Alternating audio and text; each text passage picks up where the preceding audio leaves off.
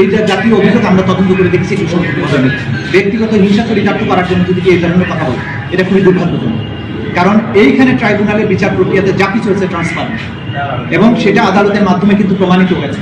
সুতরাং আজকে এই মুহূর্তে যদি কেউ অসৎ উদ্দেশ্যে কোনো মিথ্যা অভিযোগ করে, বাংলাদেশের গোটা জনগণ সাক্ষী, মিডিয়া সাক্ষী, আপনারা জানেন যে কী ধরনের ট্রান্সপারেন্ট প্রক্রিয়ার মধ্যে দিয়ে বিচার প্রক্রিয়া হয়েছে।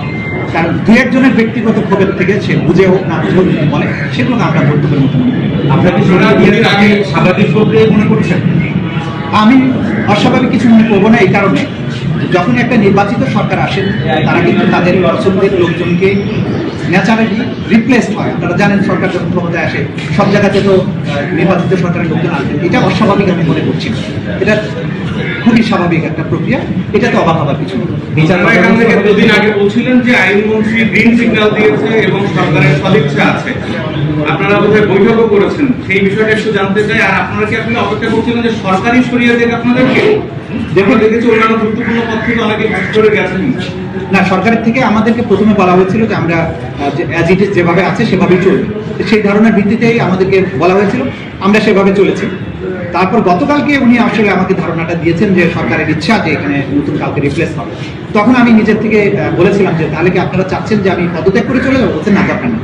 কারণ হচ্ছে যে ন্যাচারাল প্রক্রিয়াতে রিপ্লেসড হবে, আপনার জায়গায় যখন রিপ্লেসড আরেকজন হবে তখন আপনি যাবেন, আননেসেসারি পদত্যাগ করার দরকার নেই।